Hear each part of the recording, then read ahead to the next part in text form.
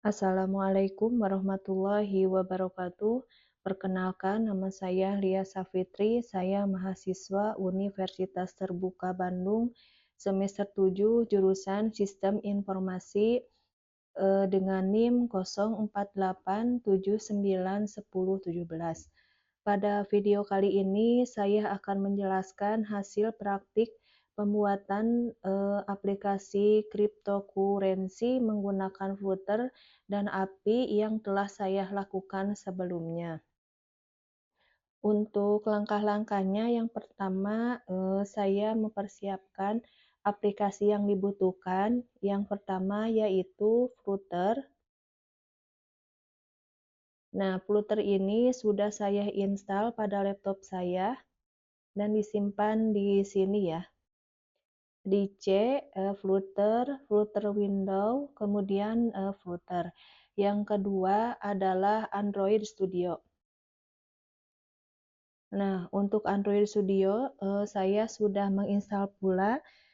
Ini digunakan sebagai editor kode pengelolaan project Flutter serta untuk proses build aplikasi Android.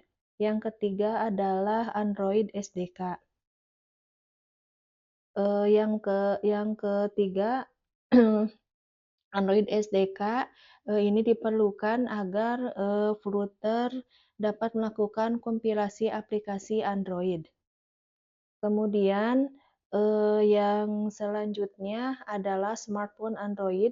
Di sini saya menggunakan Galaxy A04 Android 14. Smartphone ini digunakan sebagai perangkat untuk pengujian aplikasi.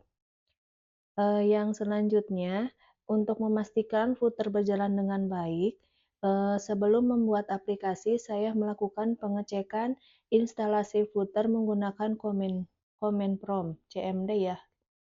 Nah, kemudian kita oke. Kita masukkan Flutter Doctor. Kita enter. Kita akan lihat hasilnya seperti apa ya. Nah, di sini kita lihat.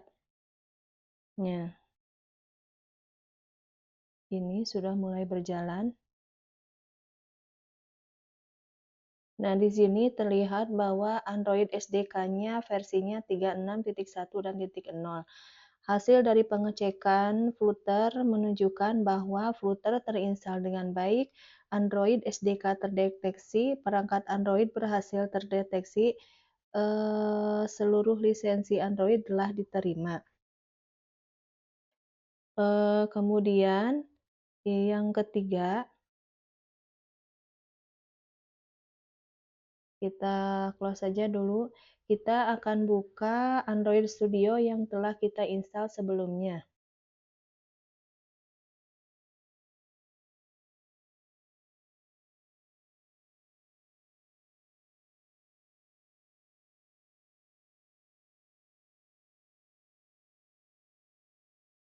Ini dalam proses ya. Saya membuka aplikasi Android Studio. Nah, karena sebelumnya saya sudah pernah membuat project Flutter, Android Studio secara otomatis membuka project terakhir yang digunakan, yaitu Crypto App ya. Sehingga tampilan awal yang muncul bukan halaman welcome screen, melainkan langsung masuk ke project yang telah dibuat sebelumnya.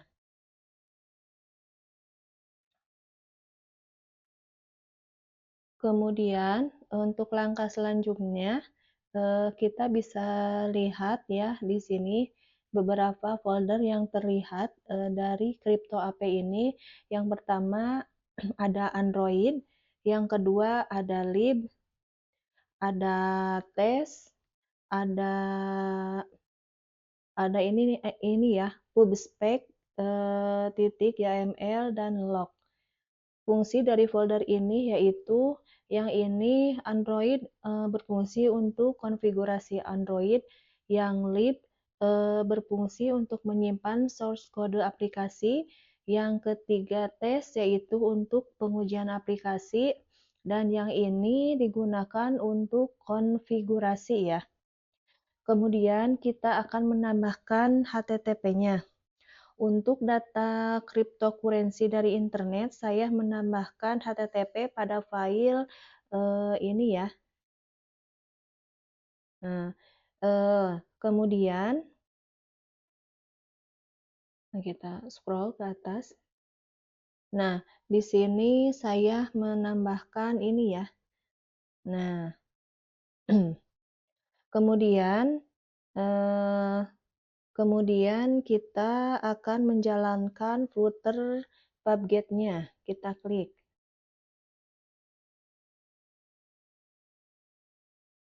Nah, kita lihat di sini ya. Kita tunggu.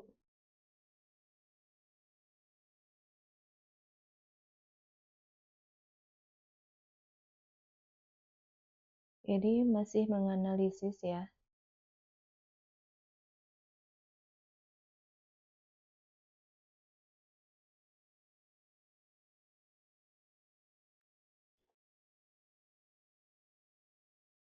Nah, ini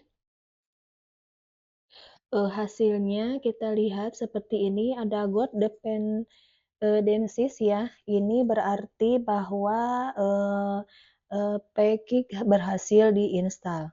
Kemudian kita akan menyambungkan smart mode Android ke dalam laptop.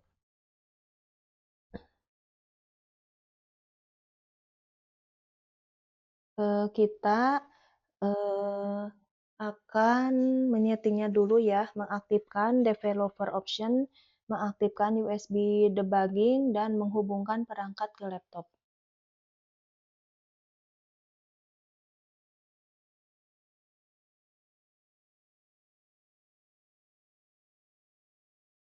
Sebentar.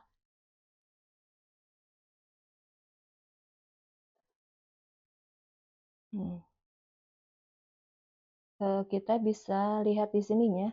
Nah, Galaxy A04 sudah tersambung dengan laptop. Kemudian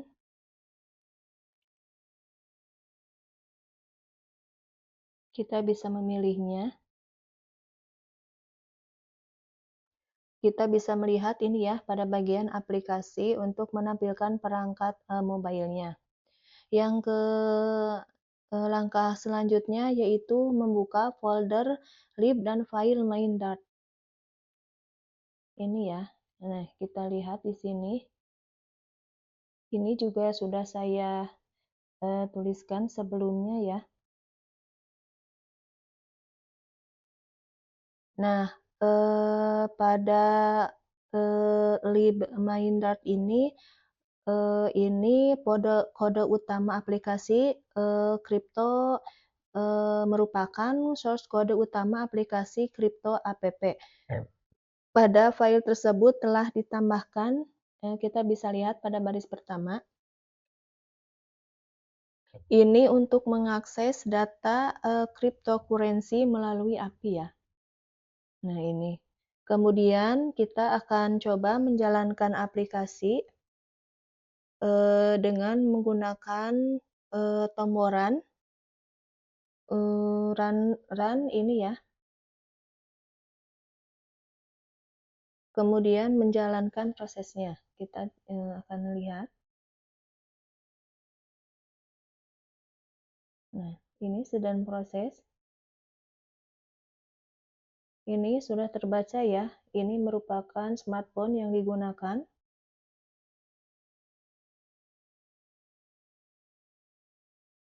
Kita tunggu beberapa menit.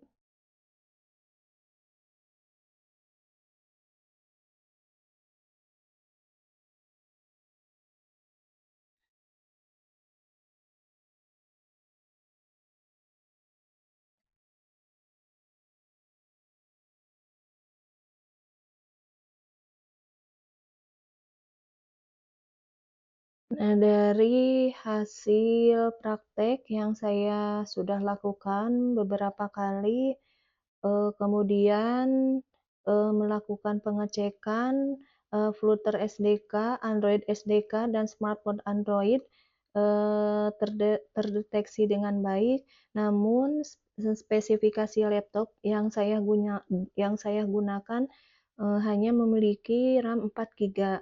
Sedangkan Android Studio, Gradle, Kotlin, dan Flutter memerlukan memori yang cukup besar saat proses build. Akibatnya, proses kompilasi tidak dapat diselesaikan dan aplikasi gagal dijalankan pada perangkat Android.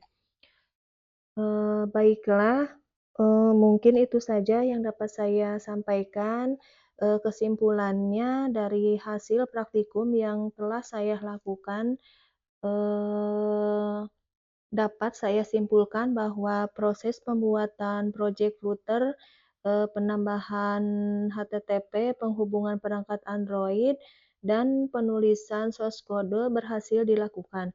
Namun proses build aplikasi belum berhasil karena keterbatasan RAM laptop sebesar 4 GB yang saya gunakan, menyebabkan Gradle dan Kotlin Diamond mengalami crash saat kompilasi aplikasi, atau ini running Gradle.